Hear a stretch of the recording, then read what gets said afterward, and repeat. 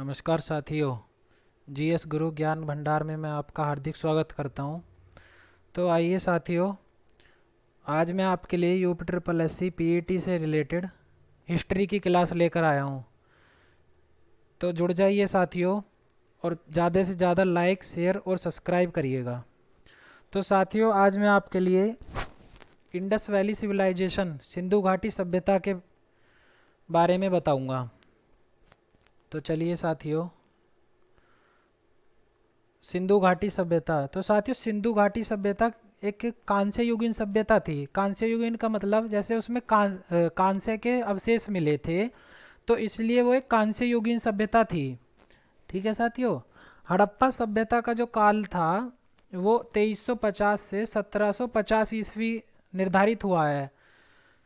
और किसके अनुसार हुआ है साथियों? वो रेडियो कार्बन तिथि C14 के अनुसार। तो C14 क्या था? एक विलक्षण पद्धति थी। इसी के अनुसार इसका समय निर्धारित हुआ है, जो एक मान्य है। चलिए आगे बताते हैं साथियों। जो सिंधु घाटी सभ्यता थी, इसमें जो ये क्षेत्र फैला हुआ था इसका मुख्य रूप से दोस्तों दक्षिण एशिया के उत्तर पश्चिम में और पूर्व अफगानिस्तान और पाकिस्तान के उत्तर पश्चिम में, और हमारा उत्तर भारत में ये इसका विस्तार है। ठीक है साथियों। बात कर लेते हैं नेक्स्ट की। तो साथियों, प्राचीन में मिस्र और मेसोपोटामिया की सभ्यता के साथ साथ यह दुनिया की सभ्यताओं के 3 शुरुआती कालक्रमों में से एक प्रमुख सभ्यता मानी जाती है। जो दो सभ्यता थी, मिस्र और मेसोपोटामिया की, उनके उनके बाद तीसरी ये सभ्यता मानी जाती है। साथियों, ये हड़प्पा सभ्यता के नाम से भी जानी जाती है। और इसका जो विकास था वो सिंधु नदी और घग्गर नदी जो आज की प्राचीन सरस्वती नदी है, इसके किनारे हुआ था। ठीक है साथियों। चलिए, तो दोस्तों हम जो प्रमुख केंद्र की बात करें सभ्यता के, तो वो थे मोहनजोदड़ो, हड़प्पा, कालीबंगा, लोथल, धोलावीरा और राखीगढ़ी। ये इसके प्रमुख केंद्र रहे हैं। ठीक है साथियों। और इसमें एक भिरनाड़ा जो भिरनाड़ा है वो सिंधु घाटी सभ्यता का खोजा गया अब तक का सबसे प्राचीन नगर माना गया है, भिरनाड़ा। ठीक है साथियों। दोस्तों, इसकी जो खुदाई हुई ब्रिटिश काल में, उसके आधार पर इतिहासकारों का जो अनुमान है वो यह है कि यह अत्यंत विकसित सभ्यता थी। ठीक है साथियों। पुरातत्ववेत्ता और इतिहासकारों का जो अनुमान लगाया गया, उसमें अनुमान लगाया गया कि यह एक अत्यंत विकसित सभ्यता थी। चलिए बात कर लेते हैं आगे। एक अंग्रेज थे अलेक्जेंडर कनिंगम। उन्होंने 1856 में इस सभ्यता के बारे में बताया था। और इस सभ्यता में 1856 में कराची से लाहौर के मध्य जो रेलवे लाइन का निर्माण हुआ था, उसमें बर्टन बंधुओं द्वारा हड़प्पा स्थल की सूचना सरकार को दी गई थी। किसके द्वारा? बर्टन बंधुओं द्वारा। ठीक है साथियों। और इसी क्रम में क्या हुआ था कि अलेक्जेंडर कनिंगम के निर्देशन में भारतीय पुरातत्व विभाग की स्थापना की गई। किसकी स्थापना? भारतीय पुरातत्व विभाग की स्थापना की गई। ठीक है साथियों। बात कर लेते हैं आगे। दोस्तों, जो भारतीय पुरातत्व विभाग की स्थापना की गई थी, तो उसमें क्या हुआ था? 1902 में लॉर्ड कर्जन के द्वारा। तो लॉर्ड कर्जन ने जॉन मार्शल को उस विभाग का महानिदेशक बनाया था। ठीक है साथियों। आगे बात कर लेते हैं। एक व्यक्ति थे दयाराम साहनी, जिन्होंने 1921 में हड़प्पा सभ्यता की खुदाई की। किसने? दयाराम साहनी ने। इसी प्रकार इस सभ्यता का नाम हड़प्पा सभ्यता रखा गया। और एक व्यक्ति थे राखालदास बनर्जी, उन्होंने मोहनजोदड़ो की खुदाई की थी। ठीक है साथियों, चलिए। यह सभ्यता सिंधु नदी घाटी में फैली हुई थी, इसीलिए इसका नाम सिंधु घाटी सभ्यता रखा गया था। ठीक है साथियों, बात कर लेते हैं हम इसको नगरीकरण क्यों कहा जाता था। क्योंकि साथियों नगरों के उदय का करण हुआ था, इसीलिए इसे नगरीकरण कहा जाता था। और कांस्य के अवशेष मिलने के कारण इसे कांस्य युगीन सभ्यता भी कहा जाता था। चलिए साथियों, बात कर लेते हैं आगे। तो भारत में जो जो फैली हुई थी, ये इस प्रकार फैली हुई थी।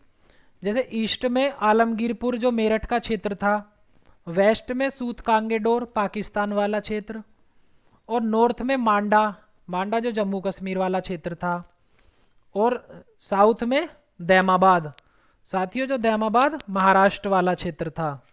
तो इस प्रकार ये भारत में फैली हुई थी। बात कर लेते हैं हम आगे इनके स्थलों के बारे में और उनका विवरण। तो साथियों हड़प्पा, हड़प्पा सभ्यता की जो खुदाई हुई थी वो 1921 में दयाराम साहनी के द्वारा की गई थी। ठीक है साथियों, और ये कहाँ पे है? पाकिस्तान में। और यहाँ पे जो मिले थे दोस्तों वो शव दफनाने के अवशेष मिले थे, और अन्नागार, अन्नागार, अन्नागार यहीं पे मिले थे। तो दोस्तों यह पंजाब पाकिस्तान वाला मोंटगोमरी जिले में रावी नदी के तट पर स्थित है। ठीक है, यहाँ पे क्या मिला था? कब्रिस्तान और पत्थर की बनी हुई नटराज की मूर्तियाँ ये खुदाई में मिली थी। मछुआरों का चित्र, स्वास्तिक और गेहूं जौ के साक्ष्य भी हड़प्पा में ही मिले थे। ठीक है साथियों, चलिए बात कर लेते हैं मोहनजोदड़ो की। तो मोहनजोदड़ो को हम मृतकों का टीला भी कहते हैं, और इसकी खुदाई जो की थी वो 1922 में राखालदास बनर्जी ने की थी। ठीक है साथियों, और यह कहाँ पे थी? पंजाब पाकिस्तान के लरकाना जिले में, सिंधु नदी के किनारे पे थी ये मोहनजोदड़ो। चलिए साक्ष्य की बात कर लेते हैं। तो दोस्तों इसमें स्नानागार मिले थे, स्नानागार मोहनजोदड़ो में और अन्नागार हड़प्पा में। ठीक है साथियों, और क्या मिला था इसमें? सब जलाने के साक्ष्य मिले, उसमें दफनाने के, हड़प्पा में दफनाने के मिले थे और मोहनजोदड़ो में सब जलाने के। ठीक है, नर्तकों की मूर्ति कांसे की, कपालखंड यानी खोपड़ी, मिट्टी की तराजू, घोड़े के दांत और पशुपति की मूर्ति यानी महादेव की, और बुने कपास के टुकड़े खुदाई के दौरान यही मिले थे। चलिए बात कर लेते हैं आगे। चाहुंद्रो यानी चनहुंद्रो, तो यह सिंध पाकिस्तान में दोस्तों 1931 में एन जी मजूमदार द्वारा इसकी खुदाई की गई थी, और यह सिंध पाकिस्तान में सिंधु नदी के तट पर स्थित है। ठीक है साथियों, और दोस्तों यहाँ पे ऐसा स्थल जहाँ सीटाडेल नहीं था। सीटाडेल बता दूं मैं आपको, यह एक दुर्ग था जो रक्षा के लिए था, यानी सभ्यता की रक्षा के लिए पश्चिम में दुर्ग का निर्माण हुआ था यह सीटाडेल का। और इसका जो आकार था वो समकोण चतुर्भुज के जैसा था। जो उत्तर से दक्षिण की ओर लंबाई थी इसकी 460 गज, और पूर्व से पश्चिम की ओर चौड़ाई जो थी वो थी 215 गज, और साथियों इसकी जो ऊंचाई थी वो थी 40 फुट। और यहाँ पर जो साक्ष्य मिले थे वो वर्गाकार तो ईंटें मिली थी, बैलगाड़ी, एक छोटे बर्तन जो कि आग में पके हुए थे, कांसे की मूर्तियाँ, कंगा, लिपस्टिक, 4 पहिए वाली गाड़ी भी साथियों यहीं मिली थी, और मुद्रा बनाने का केंद्र भी यहीं मिला था चानूद्रो में। बात कर लेते हैं नेक्स्ट लोथल की। तो साथियों लोथल, यह गुजरात गुजरात में था और 1954 में एस आर राव द्वारा इसकी खुदाई की गई थी, जो भोगवा नदी के तट पर स्थित है। साथियों यहाँ पे चावल के साक्ष्य मिले थे, बाजरा, और क्या मिला था, डाकयार्ड यानी बंदरगाह, तांबे का कुत्ता और दिशा मापक यंत्र भी यहीं मिला था। शहर का विभाजन हुआ था और गढ़ और निचले शहर यानी गोदी, जहाँ जहाज बनाने का स्थान था, इनमें इसका विभाजन किया गया था। लोथल ये एक बंदरगाह रहा था साथियों, और व्यापार का यह प्रमुख केंद्र भी रहा था। चलिए बात कर लेते हैं कालीबंगा, राजस्थान में। बीबी लाल द्वारा 1961 में इसकी खुदाई की गई और यह घग्गर नदी के तट पर स्थित थी। साथियों यहाँ पे जो साक्ष्य मिले थे वो थे लकड़ी के कुंड के, ऊंट की हड्डियाँ, जुते हुए खेत, ठीक है, और मिट्टी के खिलौने, मिट्टी की चूड़ियाँ, और अंत्येष्टि के दो प्रकार, परिपत्र गंभीर और आयताकार कब्र, यहाँ पर साक्ष्य मिले थे। बात कर लेते हैं धौलावीरा की। तो साथियों धौलावीरा जेपी जोशी ने 1967-68 में इसकी खुदाई की थी। और दोस्तों यह गुजरात में जो कच्छ जिला है वहाँ पे लूनी नदी के तट पर यह स्थित थी। और यहाँ जो साक्ष्य मिले हैं वो जल के शिलालेख और स्टेडियम यहाँ पे मिले हैं। चलिए नेक्स्ट, सूरकोतडा, गुजरात में ही घग्गर नदी के तट पर यह स्थित थी और बीबी लाल द्वारा 1961 में इसकी खुदाई की थी। चलिए साथियों बात कर लेते हैं बनावली। तो बनावली में साथियों आर.एस. बिष्ट द्वारा 1973 में खुदाई की गई थी और सरस्वती नदी के तट पर यह स्थित थी। और यहाँ जो साक्ष्य मिले थे वो सरसों के साक्ष्य, सेल खड़ी और पकी हुई मोहरें, दोनों पूर्व हड़प्पा और हड़प्पा संस्कृति, इनकी अच्छी गुणवत्ता के साथ यहाँ पे जौ के साक्ष्य भी मिले थे। और साथियों सूतकोटदा में ही घोड़े का अस्थि पंजर मिला था। चलिए प्रमुख नगरों की बात कर लेते हैं। तो प्रमुख नगरों की बात दोस्तों इस प्रकार, पहला हड़प्पा जो पंजाब पाकिस्तान वाला है। दोस्तों यह रावी नदी के तट पर थी। मोहनजोदड़ो सिंध पाकिस्तान, लरकाना जिला, यह सिंधु नदी के तट पर। लोथल, रंगपुर और धौलावीरा यह भोगवा नदी पर गुजरात में। कालीबंगा राजस्थान के हनुमानगढ़ जिले में थी। और कालीबंगा किस नदी के तट पर, घग्गर नदी के। और बनावली हरियाणा के फतेहाबाद डिस्ट्रिक्ट में और यह सरस्वती नदी पर। आलमगीरपुर यूपी के मेरठ जिले में, हिंडन नदी के किनारे। ठीक है साथियों, सूत कांगेडोर पाकिस्तान के बलूचिस्तान प्रांत में और यह है दास्क नदी, ठीक है, दास्क नदी के तट पर थी। बलूचिस्तान में तीन आते थे, सूत कांगेडोर, सूत का कोह और बालाकोट। ठीक है साथियों, सूत कांगेडोर दास्क नदी, सूत का कोह सादोकोर नदी और बालाकोट विदार नदी, बलूचिस्तान पाकिस्तान वाला क्षेत्र। चलिए नेक्स्ट, कोट दीजिए सिंध पाकिस्तान वाला।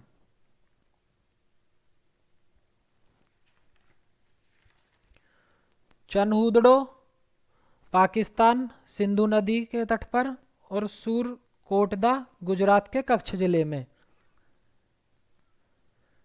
चलिए यहीं पे घोड़े के अस्थि पिंजर मिले थे। भारत के विभिन्न राज्यों में सिंधु घाटी सभ्यता के शहर। चलिए देख लेते हैं गुजरात में कौन कौन से थे। तो गुजरात में थे लोथल, सूरकोटदा, रंगपुर, रोजी, मालवद, देसूल, धोलावीरा, प्रभातपट्टन और भगत राव। तो साथियों इतने तो इसमें जो मैन है वो मैं आपको बता देता हूँ। इसमें जो मैन है वो लोथल, रंगपुर और सूरकोटदा, धोलावीरा और एक पाटन और है साथियों। ये पट्टन या पाटन एक ही बात है इसमें। चलिए बात कर लेते हैं हरियाणा क्षेत्र की। तो दोस्तों हरियाणा क्षेत्र में राखीगढ़ी, भीलडाड़ा, बनावली, कुड़ाल और मिताथल। मैं बता दूं, राखीगढ़ी, बनावली, मिताथल और बालू, ये चारों मैन है इसमें। वैसे बालू इसमें दिया नहीं है, मैं बता रहा हूँ बालू। बात कर लेते हैं पंजाब क्षेत्र की। तो रोपड़, बाड़ा और संगोल। संगोल पड़ता है आपके फतेहगढ़ डिस्ट्रिक्ट में। ठीक है, एक इसमें चक 86 भी आता है और कोटन निहड़ भी आता है पंजाब क्षेत्र में ही।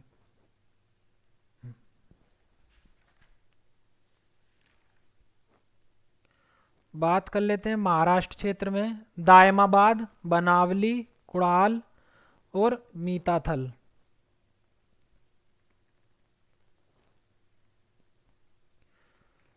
राजस्थान में बात करते हैं तो राजस्थान में आता है कालीबंगा। तो दोस्तों कालीबंगा राजस्थान में है, जहाँ पर सिंधु सभ्यता के अवशेष प्राप्त हुए थे। ठीक है साथियों, और यह किस नदी के किनारे स्थित है? यह है सरस्वती नदी के किनारे स्थित। और यहाँ पर किस किस के साक्ष्य मिले थे? मिट्टी के बर्तन, स्नानागार, अग्निकुंड, पत्थर के मोती और मिट्टी की चूड़ियाँ। तो दोस्तों यह यहाँ पे मिले थे। जुते हुए खेत के साक्ष्य भी यहीं मिले थे। बात कर लेते हैं अब जम्मू कश्मीर की। तो दोस्तों जम्मू कश्मीर में था एक खाली मांडा।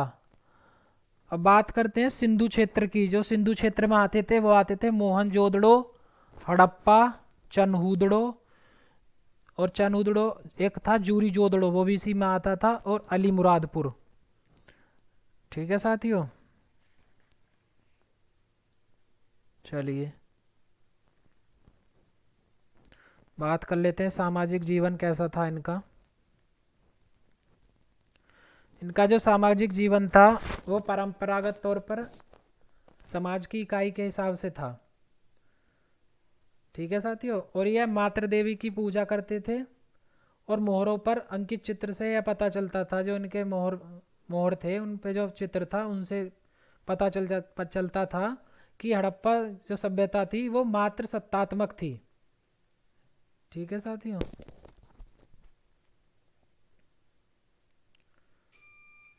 चलिए बात कर लेते हैं आगे। ये जो हड़प्पावासी थे यह साज और सज्जा पर विशेष ध्यान देते थे। ठीक है, और स्त्री व पुरुष दोनों आभूषण पहना करते थे।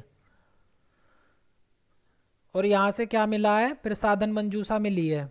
ठीक है साथियों, चनूदड़ों से लिपस्टिक के साक्ष्य मिले थे, वो मैं पहले ही बता चुका हूँ। और इस सभ्यता के लोग सूती ऊनी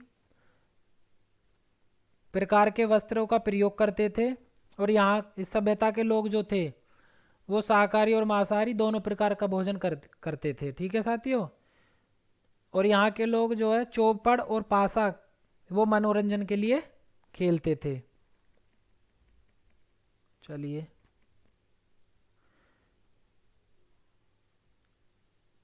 बात कर लेते हैं नेक्स्ट। दोस्तों यहाँ पे मापतोल प्रणाली थी, धातु निर्माण, और यह मौसम विज्ञान की भी जानकारी रखते थे। चलिए दोस्तों बात कर लेते हैं हम, जो मोहनजोदड़ो का जो शासन था वो राजतंत्रात्मक ना होकर जनतंत्रात्मक था। हंटर के अनुसार। ठीक है साथियों, राजतंत्रात्मक ना होकर जनतंत्रात्मक था। चलिए, यहाँ के लोग जो थे साथियों वो व्यापार की ओर अधिक आकर्षित थे। और एक व्हीलर के अनुसार जो था वो सिंधु सभ्यता के लोग क्या थे, मध्यवर्गीय जनतंत्रात्मक शासन था और उसमें धर्म की ज़्यादा महत्वता थी। चलिए,